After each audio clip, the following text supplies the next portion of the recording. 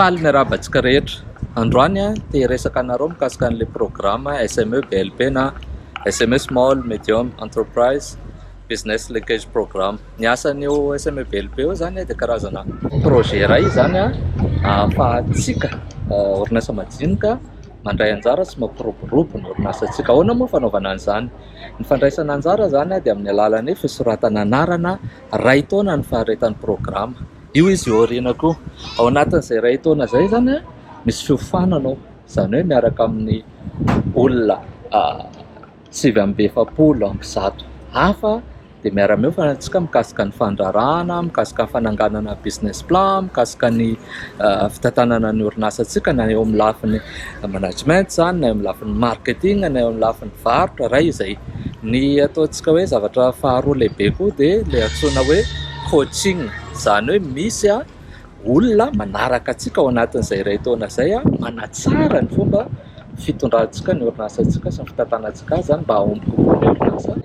Fahatelo dia misy famatsiam-bola ihany koa, izany hoe jerena ny business planao, ny zavatra mety tadiavinao ahafahanao manatsara kokoa ny performance ny fomba fiodinan'ny orinasanao dia arakaraka an'izay no mety vola ho azonao. Amin'ny famatsiam-bola io dia ny asanay no miantoka an'ilay vola mba hanamoramorana kokoa ny fivoahan'ny famatsiam-bola. Inona no nanaovana an'izay rehetra izay, nanaovana an'izay rehetra izay mba ahafahanao manatsara ny orinasanao ary amin'ny alalan'ny business linkage, izany hoe tsika orinasa majinika ezahana mba hahazo fifanarahana contrat miaraka amin'ny orinasa ngeza mba ahafahantsika mampiroborobo ny varotratsika, izany hoe mampiroborobo ihany koa amin'ny alalan'izay ny orinasantsika, izany hoe mitombo bénéfice atao varotra azo, mitombo ihany koa ny fitaovana, ny isan'ny olona miasa sy ny zavatra rehetrarehetra. Ny orinasa dia tokony hitombo fa tsy tokony hihena.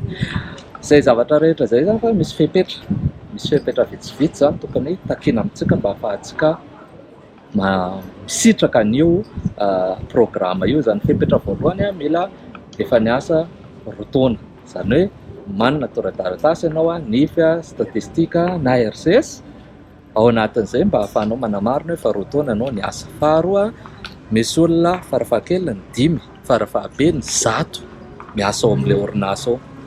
Fahatelo dia tokony 40 millions d'ariary farafahakeliny na 600 millions d'ariary ny farafahabeny ny vola maty na hoe ny vente zany na ny chiffre d'affaires ataonao ao anatin'ny isa taona moa zany fa jerentsika ilay roa taona taty aoriana na 3 taona taty aoriana. Izay ilay izy. Ny fomba fandraisana anjara dia tsotra.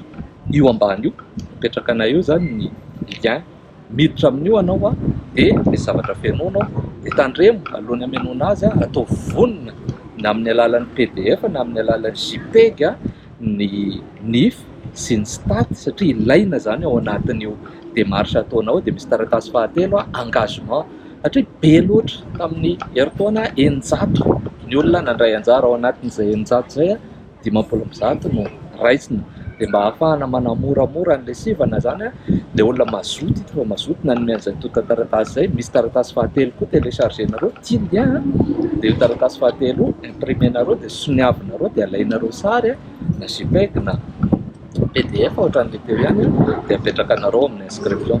Izay amintsika amin'ny teny izao efa manjatona ny olona soratra anarana aza ela intsony hatramin'ny faran'ny volana oktobra ny fisoratana anarana dia mirary fahombiazananao sady mba ho tafiditra ao anatin'ilay 50 raisina amin'ity taona ity. Misaotra ary tompoko dia veloma.